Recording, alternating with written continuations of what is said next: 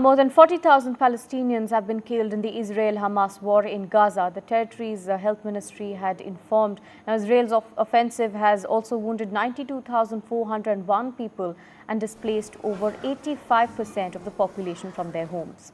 Meanwhile, newly resumed Gaza ceasefire talks are expected to continue as well, as US and regional officials have said amid efforts to diffuse intensifying tensions across the Middle East. White House spokesperson John Kirby as well mentioned that negotiations were underway in Doha with the participation of officials from Israel, the United States, Qatar and Egypt. Listen in. Talks are moving forward today in Doha. President Biden directed Director Burns and Brett McGurk to participate for the United States. They're on the ground right now working with representatives from Israel, Qatar, and Egypt. Qatar and Egypt are in turn mediating with Hamas.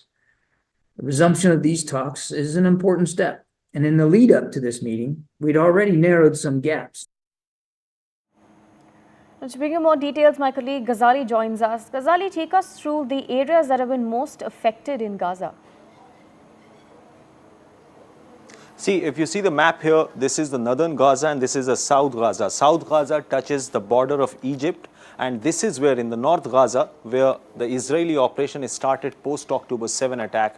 But in this entire area, the biggest tragedy for the Palestinians has been that they have been asked to move from one end to another on multiple occasions. In the last 10 months of this war, Israel has been indiscriminately bombing all these areas, be it the North Gaza, the Gaza city or the central Gaza, but the most impacted area has been the Khan Yunis and the Rafah area. Rafah area was from where the Palestinians in the Gaza city used to sort of receive humanitarian aid from Egypt and other humanitarian organizations. But if you see the loss of life in the last 10 months, more than 1.7% of the overall population of Gaza has perished in this war, and till yesterday, the data suggests that more than 40,000 people have been killed. But experts also believe that around 10,000 people are still not found, and they may be buried under the rubble. And once that would be cleared, then the death toll figures will only increase.